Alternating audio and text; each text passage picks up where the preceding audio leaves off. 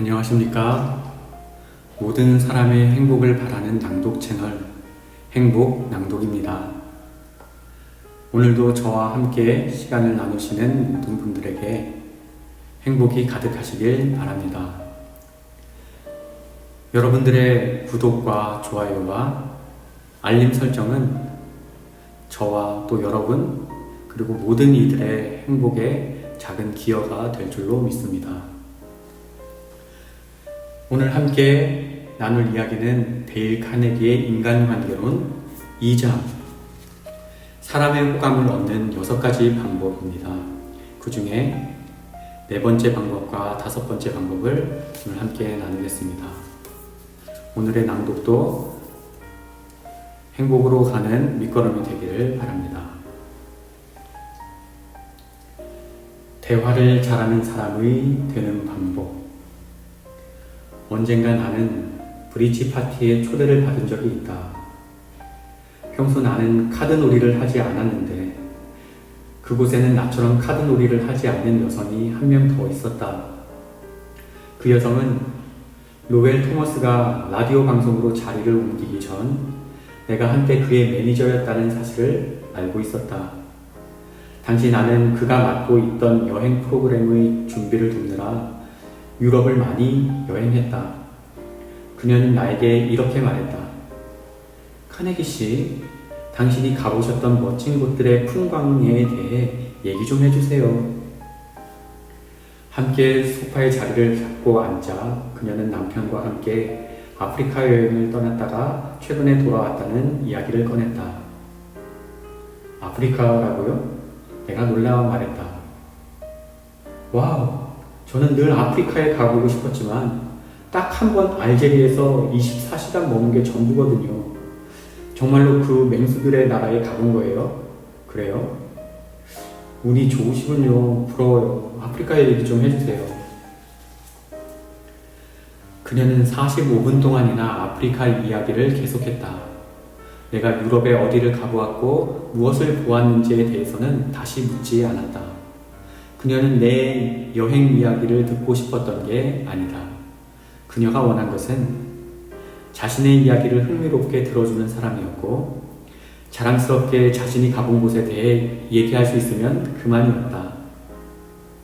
그녀가 특이한 건가? 그렇지 않다.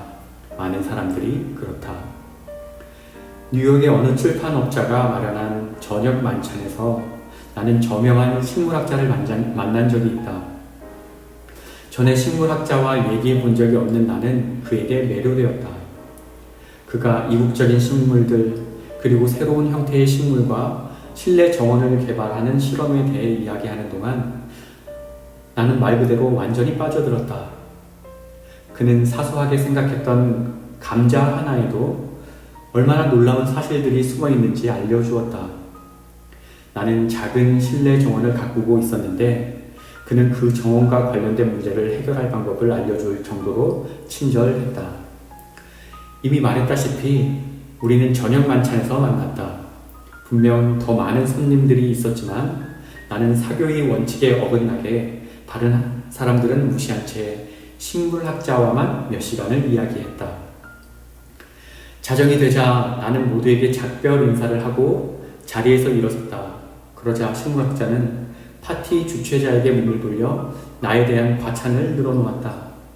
그의 말에 따르면 나는 대단히 활기를 주는 사람이었다. 그는 이런저런 이야기를 하더니 마지막엔 내가 가장 흥미로운 이야기꾼이라고까지 말했다. 가장 흥미로운 이야기꾼이라고? 나는 거의 아무 말도 안 했는데 어째서 그럴까? 펭귄의 몸 구조만큼이나 식물에 대해서는 아는 바가 없던 나는 주제를 바꾸지 않는 한 무슨 말을 하고 싶어도 할 수 있는 얘기가 없었다. 단지 열심히 듣기만 했다. 진정으로 흥미로웠기 때문에 듣기만 했을 뿐이었다. 그리고 그 식물학자도 그걸 느꼈다. 그런 나의 태도를 그가 기쁘게 받아들였던 것이다. 이런 식의 경청은 우리가 누군가에게 해줄 수 있는 최고의 찬사 중 하나다.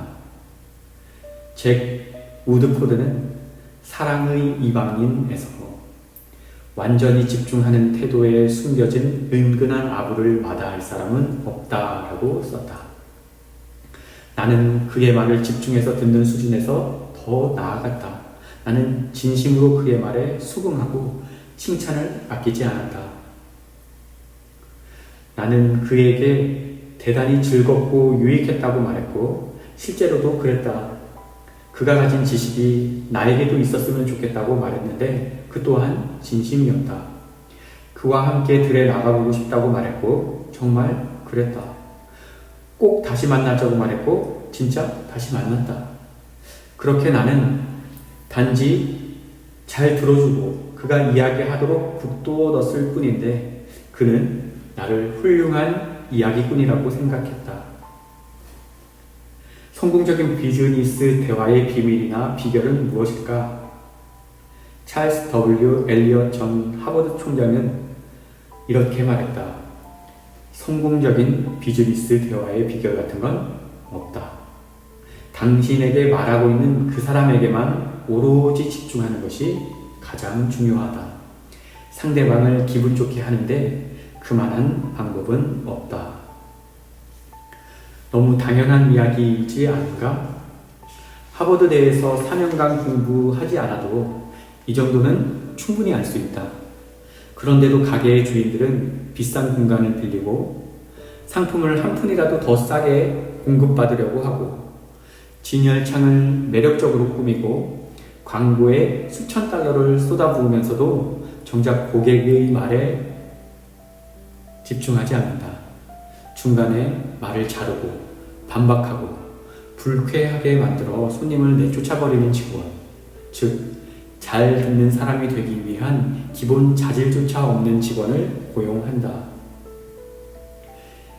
내가 진행하는 강연에서 자신의 경험을 털어놓은 J.C. 우튼의 예를 들어보자.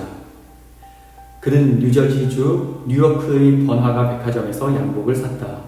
집에 와서 보니 양복이 기대에 의하였다. 양복에서 물이 빠져서 와이셔츠 깃에 얼룩이 생기기도 했다. 양복을 들고 다시 백화점으로 가서 물건을 판 직원에게 사정을 얘기했다. 내가 얘기했다라고 했던가? 아니다. 정확히 말하면 하려고 시도했다. 하지만 그러지 못했다. 직원이 그의 말을 맞고 이렇게 대꾸했다. 이 양복은 수천 벌 팔았지만 그런 불만은 받아본 적이 없습니다. 그의 말투는 그의 내용보다 더 좋지 못했다. 그 직원의 도전적인 말투에는 이런 뜻이 담겨 있었다. 거짓말하지 마세요. 나를 호락호락하게 보는 것 같은데 생각대로 되지 않을 겁니다. 그와 실랑이를 벌이고 있는데 다른 직원이 끼어들었다. 진한색 양복은 모두 처음에는 물이 조금 빠집니다. 그건 어쩔 수가 없습니다. 그 가격대에서는요, 염색 문제죠. 그쯤 되니까 저도 부글부글 끓더군요. 우튼이 말했다. 첫 번째 직원은 제 정직성을 의심하더니 두 번째 직원은 제가 싸구려를 샀다고 말하는 게 아니겠습니까? 화가 치밀어 올랐습니다. 양복을 집어 던지며 한바탕 욕을 해주려는 찰나 마침 백화점 지배인이 근처를 지나갔습니다. 역시 지배인은 지배인이더군요. 그 지배인 덕분에 제 태도는 완전히 바뀌었습니다. 그는 화가 잔뜩 난 소비자를 만족스러운 고객으로 바꾸어 놓았습니다. 어떻게 했냐고요? 3가지입니다. 첫째, 내가 하는 이야기를 처음부터 끝까지 잠자코 들어주었습니다. 둘째, 내가 말을 마친 뒤 직원이 자신의 생각을 늘어놓자 내 입장에서 그들과 얘기했습니다.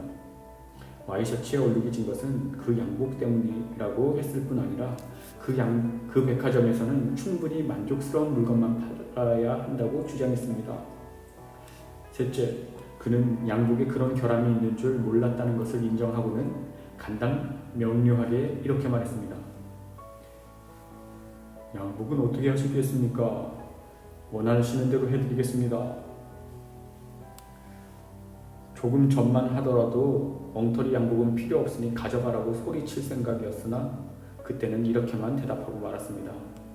조금만 해주세요. 이런 현상이 일시적인 건지 알고 싶고요. 어떻게 하면 좋아지는지 알려주세요. 그는 내게 일주일만 더 지켜보는 게 어떻겠느냐고 하면서 이렇게 약속했습니다. 그때도 좋아지지 않으면 가져오세요. 다른 것으로 바꿔드리겠습니다. 불편을 끼쳐드려 죄송합니다. 나는 만족하며 백화점을 나왔습니다. 일주일이 지나자 양복이 괜찮아지더군요.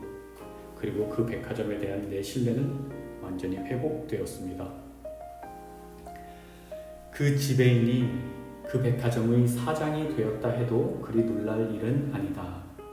반면 그 직원들은 아마도 평생 직원으로 머물 것이다. 아니, 고객을 대하지 않아도 되는 포장부서로 전출돼 영원히 그 부서에서 일하게 되었는지도 모른다. 트집 잡기 좋아하는 사람이 격분해 독사처럼 위협하고 독을 내뿜더라도 묵묵히 말을 들어주는 사람은 인내심을 가지고 침묵을 지킨다. 그런 사람 앞에서는 습관적으로 남을 비난하고 사소한 것조차 걸고 넘어지는 아주 극단적인 사람도 종종 부드러워지고 누그러지게 마련이다. 예를 들어 보자. 뉴욕 전화 회사는 몇 해 전 아주 악랄한 고객을 상대할 일이 있었다. 고객 서비스 담당자에게 욕설을 퍼붓고 고래고래 소리를 지르고 전화기를 박살내버리겠다고 위협까지 했다. 그 고객은 고지된 전화요금이 잘못됐다며 납부를 거부했다. 신문에 투고를 하고 공공서비스위원회에 숱하게 민원도 넣었으며 전화회사를 상대로 여러 건의 소송도 제기했다.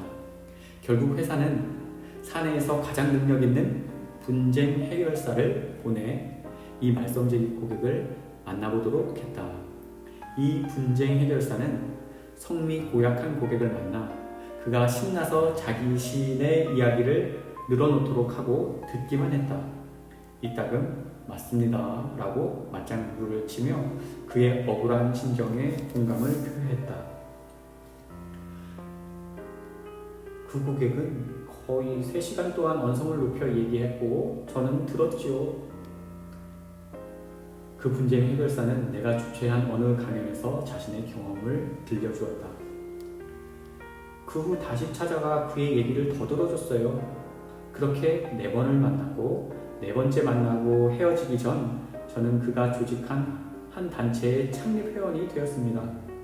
그는 그 단체의 이름을 전화가입자 보호협회라고 지었어요. 저는 여전히 그 단체의 회원이고 지금까지 그 단체 회원은 그분과 저 단둘인 걸로 알고 있습니다. 그와 만나 이야기를 나누는 동안 저는 그가 하는 모든 얘기를 듣고 공감해 주었습니다. 그 전까지 전화 상담원과 그런 식으로 얘기를 나눠본 적이 없었던 그는 우호적으로까지 변했어요. 저는 처음 그를 만나러 갔을 때도 2번째, 3번째 방문 때도 용건을 말하지 않았습니다. 하지만 4번째 만나러 갔을 때 그가 밀린 요금을 말끔히 납부하면서 문제가 완전히 해결됐죠. 뿐만 아니라 그는 유례 없이 자발적으로 공공서비스위원회에 제기했던 민원을 취하했습니다. 문제의 그 고객은 자신을 가혹한 착취로부터 공공의 권리를 지키는 신성한 운동가로 생각했을 게 틀림없다. 하지만 그가 진짜로 원했던 것은 중요한 사람으로 대접받는 기분이었다. 처음에는 트집을 잡고 불평함으로써 그런 기분을 느꼈다. 그러나 전화회사 직원을 만나 중요한 사람인 것처럼 대접받자 상상으로 만들어낸 불만들이 허공으로 사라져버린 것이다. 몇 년 전의 일이다. 어느 날 아침 한 성난 고객이 줄리안 F. 데트머의 사무실에 들이닥쳤다. 데트머는 세계 최대의 양모 공급 기업이 된 데트머 양모 회사의 창립자다.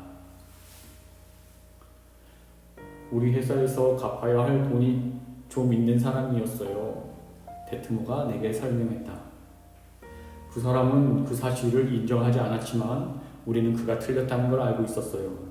그래서 우리 회사의 신용부서는 계속해서 그에게 대금을 지불하라고 요구했습니다. 그런 식으로 담당 부서로부터 편지를 몇 통 받고 난 후 그는 가방을 싸서 시카고까지 온 겁니다. 제 방에 쳐들어와서는 그 돈을 지불하지 않을 뿐만 아니라 앞으로 우리 회사의 물건은 단 한 푼어치도 구매하지 않겠다고 통보했어요. 저는 그가 하려는 말을 참고 들었어요. 끼어들고 싶은 충동을 느꼈지만 좋은 방법이 아니라는 걸 알기에 그가 하고 싶은 말을 다 하게 내버려뒀어요. 그가 감정을 가라앉히고 뭔가 받아들일 것 같은 기색을 보이자 제가 조용히 말했죠.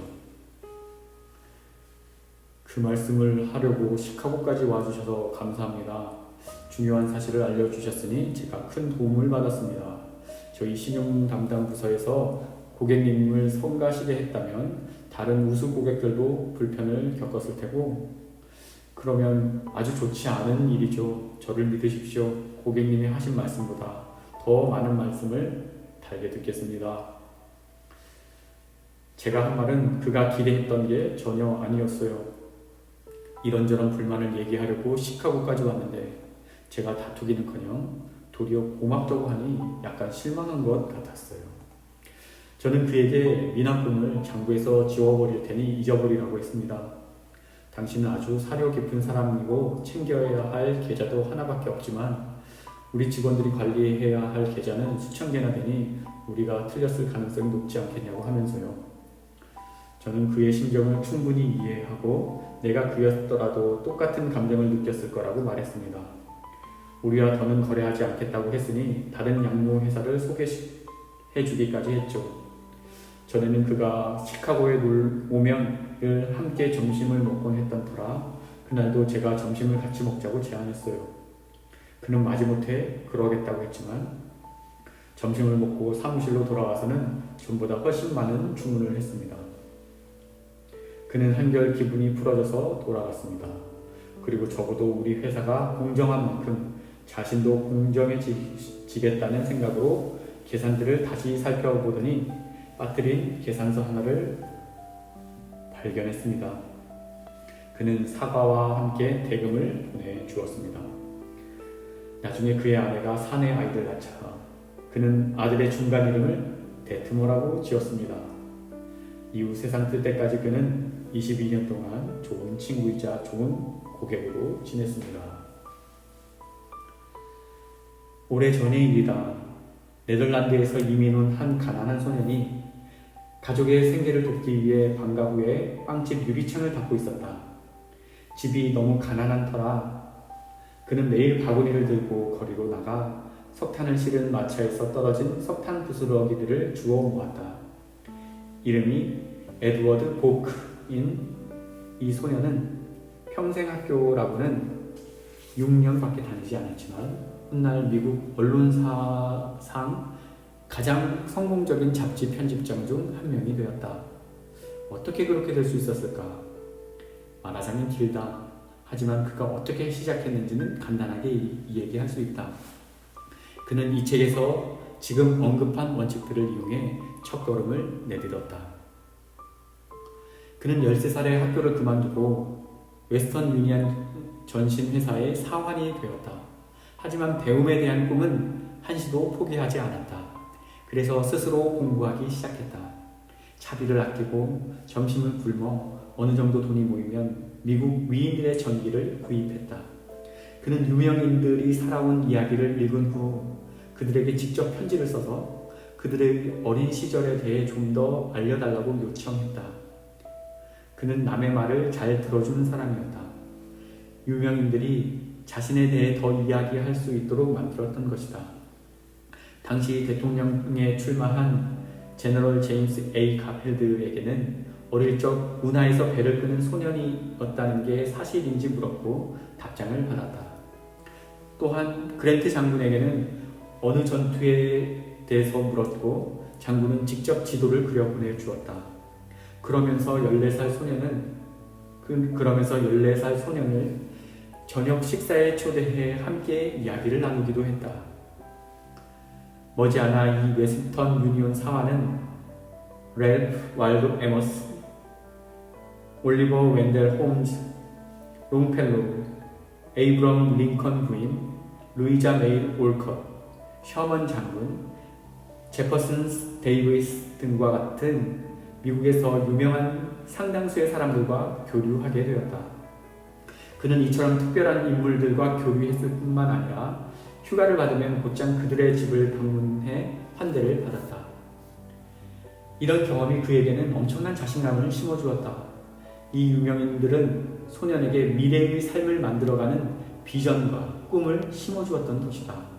그리고 이 모든 것은 거듭 반복하지만 우리가 여기서 다루고 있는 원칙들을 적용한 덕분에 가능한 일이었다. 수백 명의 유명 인사들을 인터뷰한 언론인 아이작 F. 마커스는 상대방의 말을 주의 깊게 듣지 않아 호감을 남기지 못하는 사람들이 많다고 단언한다. 사람들은 다음에 무슨 말을 해야 할지 신경 쓰느라 제대로 듣지 못합니다. 유명 인사들은 말 잘하는 사람보다 경청하는 사람을 선호한다고 입을 모읍니다. 하지만 듣는 능력은 다른 어떤 훌륭한 재능보다 흔치 않은 것 같습니다. 중요 인사들만이 잘 들어주는 사람을 원하는 게 아니다. 일반인들도 마찬가지다. 언젠가 리더스 다이제스트에서는 이런 글이 실렸다. 많은 사람들이 자기의 말을 들어줄 사람이 필요할 때 의사를 찾는다. 남북전쟁으로 힘든 시기를 보내는 동안 링컨 대통령은 일리노이주 스프링필드에 사는 오랜 친구에게 편지를 써서 워싱턴으로 와달라고 청했다. 그는 함께 논의하고 싶은 문제가 있다고 말했다. 옛 친구가 백악관에 도착하자 링컨 대통령은 친구에게 몇 시간에 걸쳐 노예 해방 선언의 타당성에 대해 얘기했다. 그는 노예 해방의 찬반 논리들을 설명하고 노예를 해방시키지 않는다고 해서 그를 비난하거나 노예를 해방시킬까봐 두렵다고 그를 비난하는 편지와 신문 기사들도 읽어주었다. 몇 시간에 걸쳐 이야기를 끝낸 링컨은 악수를 나누고 작별 인사를 한 뒤 친구의 의견을 묻지도 않고 그를 일리노이로 돌려보냈다. 모든 얘기를 링컨 혼자 했고 그렇게 하고 나니 생각이 분명하게 정리되는 듯 했다. 그는 이야기를 하고 난 뒤 한결 편안해진 것 같았다라고 그의 옛 친구는 말했다. 링컨은 조언이 필요했던 게 아니라 속마음을 털어놓을 수 있는 편안한 사람을 원했던 것이다. 공경에 처할 때 우리가 원하는 게 바로 이것이다. 짜증이 난 고객, 불만 가득한 직원, 또는 상처받은 친구가 원하는 것도 이것이다. 사람들이 당신을 피하고 뒤에서 비웃고 심지어 경멸하게 만들고 싶다면 여기 방법이 있다. 오랫동안 누구의 말도 듣지 말라. 쉼없이 자기 얘기만 해라. 다른 사람이 얘기하는 동안 뭔가 떠오르면 말이 끝날 때까지 기다리지 말고 중간에 끼어들어라. 혹시 주위에 그런 사람이 있는가? 안타깝게도 내 주위에는 있다. 더 놀라운 사실은 그들 중 몇몇은 유명 인사라는 점이다. 그들은 자아에 도취되고 자신만이 중요하다는 생각에 빠져 지겨울 정도로 말이 많은 사람들이다.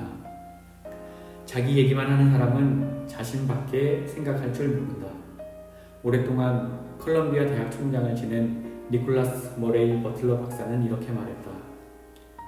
자신만 생각하는 사람은 아무리 많은 가르침을 받았다 하더라도 절망스러울 정도로 교육이 안 된 상태라 할 수 있다. 그러므로 대화를 잘하는 사람이 되고 싶다면 먼저 집중해서 듣는 사람이 되어라. 찰스 노덤 리 여사는 이렇게 말했다. 관심을 끌려면 먼저 관심을 가져야 한다. 흥미로운 사람이 되려면 먼저 상대방에게 흥미를 보여라. 다른 사람이 대답하고 싶어 할 만한 질문을 하라. 그들이 자기 자신과 자신이 이룬 성취에 대해 이야기하도록 격려하라. 당신이 이야기하고 있는 상대는 당신이나 당신 문제보다는 자기 자신과 자신이 원하는 것, 그리고 자기 문제에 훨씬 더 관심이 많다는 사실을 기억하라. 어떤 사람에게는 자신이 치통이 100만 명의 목숨을 앗아간 중국의 기아보다 훨씬 더 다급한 문제다. 어떤 사람에게는 자신의 목에 난 종기 하나가 아프리카에서 발생한 40여 차례의 지진보다 더 신경 쓰인다. 앞으로 대화를 시작할 때는 이 점을 꼭 기억하라. 그러므로 다른 사람들의 호감을 사고 싶다면 다음 방법과 같이 해보라. 사람의 호감을 얻는 방법 네 번째, 잘 들어라. 상대방이 자기 얘기를 할 수 있도록 격려하라. 라는 네 번째 방법이었습니다. 다섯 번째 방법입니다. 사람들의 관심을 끄는 방법. 시어도 루즈벨트와 이야기를 나눠본 사람이면 누구나 그의 폭넓고 다양한 지식에 놀란다. 가말리엘 브래포드가 쓴 글에 따르면 카우보이, 사나운 말을 잘 타는 사람, 뉴욕의 정치인, 외교관 등 상대방이 누구든 간에 루즈벨트는 무슨 말을 해야 할지 알고 있었다라고 한다. 어떻게 그게 가능했을까? 답은 간단하다. 누가 찾아오기로 한 전날 밤이면 루즈벨트는 상대방이 특별히 관심 있어 할 거라고 생각되는 주제에 관해 밤새 책을 읽었다. 왜냐하면 모든 지도자들처럼 루즈벨트 역시 상대방의 마음을 얻는 가장 쉬운 방법은 그들이 가장 중요하게 생각하는 것에 대해 이야기하는 것임을 알고 있었기 때문이다. 작가이자 예일대 문학 교수인 다정다감한 성격의 윌리엄 라이언 펠프스는 어린 나이에 이 교훈을 깨달았다. 인간의 본성이라는 책에서 그는 이렇게 썼다. 8살 때 후서토닉강 인근의 스트래퍼드에 있는 리비 린슬리 아주머니 댁에서 주말을 보낸 적이 있다. 어느 날 저녁 무렵에 중년의 사내가 찾아와 아주머니와 점잖게 이야기를 나눈 뒤 나에게 관심을 보였다. 그때 나는 배라면 사족을 못 샀는데 그 사내는 내게 아주 재미있게 배 이야기를 해주었다. 그가 떠난 후 나는 신이 나서 그에 대해 말했다. 정말 멋진 아저씨라고 칭찬을 아끼지 않았다. 아주머니는 그가 뉴욕에서 변호사로 활동하고 있으며 배와는 아무런 관련이 없고 배에는 조금도 관심이 없는 사람이라고 읽어주었다. 그럼 왜 내내 배 이야기만 했을까요? 그는 신사라서 그렇단다. 그는 네가 배를 좋아하는 모습을 보고 네가 재미있어 하고 즐거워할 만한 얘기를 한 거지 내게 맞춰준 거야. 펠프스는 아주머니의 말을 잊어본 적이 없다라고 덧붙였다. 이 장을 쓰고 있는 지금 내 앞에는 열심히 보이스카우트 활동을 하는 에드워드 L. 칼리프가 보낸 편지가 놓여 있다. 편지의 내용은 이렇다. 어느 날 도움을 받아야 할 일이 생겼어요. 유럽에서 열리는 큰 보이스카우트 대회가 다가오고 있었고 저는 미국 최대 기업 중 한 곳의 회장이 우리 학생들 중 한 명의 여행 경비를 후원해주면 좋겠다고 생각했습니다. 운 좋게도 그 회장을 만나러 가기 전 그가 $100만 수표를 발행한 적이 있는데 효력이 취소되고 나서 수표를 액자에 넣어두었다는 얘기를 들었습니다. 그의 사무실에 들어가자마자 제가 첫 번째로 한 일은 그 수표를 보여달라고 부탁한 것이었습니다. $100만 수표라니. 저는 그에게 그렇게 큰 수표를 발행하는 분이 있는 줄을 몰랐다며 학생들에게 내가 정말로 $100만 수표를 받다고 얘기해주고 싶다고 말했습니다.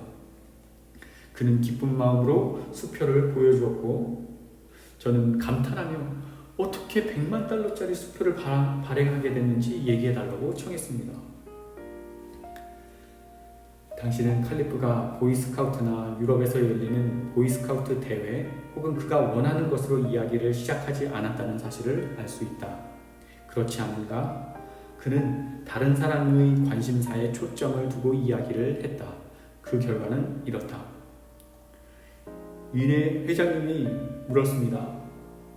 근데 저를 만나러 오신 이유가 뭐죠? 그래서 제가 용건을 말했죠. 아주 놀랍게도 그는 제 부탁보다 훨씬 많은 걸 도와주었어요. 저는 단 한 명의 경비를 부탁했는데 그는 5명의 학생과 제 경비까지 지원해주고 $1,000짜리 신용장을 주면서 우리에게 유럽에 7주간 머물라고 했습니다. 또한 유럽 지사장들에게 우리를 챙겨주라고 당부하는 편지를 쓰고 자신이 직접 파리에 와서 도시를 관광시켜주기까지 했지요. 그 뒤로 그는 가정 형편이 어려운 학생들에게 일자리를 제공하고 지금도 우리 단체에서 활동하고 있습니다. 제가 만약 그가 무엇에 관심이 있는지 모르고 초반에 분위기를 도대지 못했더라면 그에게 다가가는 게 10배는 더 어려웠을 거라고 생각해요. 이런 방법이 사업상으로도 효과적인 기술일까? 과연 그럴까? 뉴욕의 제빵회사 디버노이 앤 선즈의 헨리 G. 디버노이의 사례를 보자. 디버노이는 뉴욕의 한 호텔에 빵을 납품하려고 노력하고 있었다. 4년에 걸쳐 매주 지배인을 찾아갔으며 지배인이 참석하는 사교 모임에도 나갔다. 납품을 성사시키기 위해 호텔방을 빌려 지내기까지 했다. 하지만 실패했다. 디버노이는 이렇게 말했다. 인간관계에 대해 공부한 뒤 전략을 바꾸기로 마음먹었습니다. 지배인의 관심을 갖고 열의를 보이는 일이 무엇인지 찾기로 했죠. 그가 호텔 그리터스 오브 아메리카로 불리는 호텔 경영자 모임에 속해 있다는 사실을 알았어요. 단순히 소속된 정도가 아니라 열정적으로 참여하다가 그 모임의 회장 겸 세계 그리터스 협회 회장까지 맡았더군요. 모임이 어디서 열리든 그는 항상 참석했어요. 그래서 다음날 그를 만났을 때 저는 그 모임에 대해 이야기를 꺼냈어요. 그가 어떤 반응을 보였는지 아세요? 제게 30분에 걸쳐 모임 이야기를 하는데 열의에 찬 목소리가 떨리기까지 했어요. 그가 모임을 취미로 하는 게 아니라 인생에 열정을 쏟아붓고 있다는 걸 분명히 알 수 있었죠. 그의 사무실을 떠나기 전 그의 권유로 저는 그 모임의 유료 회원이 되었답니다. 그런 동안 저는 빵에 대해서는 아무 얘기도 안 했어요. 그런데도 며칠 후 호텔 직원이 전화해서 빵 견본과 가격표를 갖고 와달라고 하더군요. 제가 찾아갔을 때 그 직원은 당신이 그분에게 어떻게 했는지 모르지만 당신에게 완전히 푹 빠졌더군요 라고 말했습니다. 생각해보세요. 4년 동안이나 사업을 따내려고 작업했다고요. 만약 제가 끝내 그의 관심사와 그가 이야기하고 싶어하는 걸 찾아내기 위해 노력하지 않았다면 아직도 그의 주위를 맴돌고만 있었겠죠. 그러므로 다른 사람의 호감을 사고 싶다면 다음과 같이 해보라. 사람의 호감을 얻는 방법 5번째는 상대방의 관심사에 관해 이야기하라는 것입니다. 오늘 여러분들과 함께 나눈 2장 사람의 호감을 얻는 6가지 방법, 그 4번째, 5번째 이야기도 저와 또 여러분 그리고 저희가 관계하는 모든 사람들의 행복에 기여가 되는 교훈이 되기를 바랍니다. 이 시간까지 함께 해주셔서 감사합니다. 다음 시간에 만나겠습니다.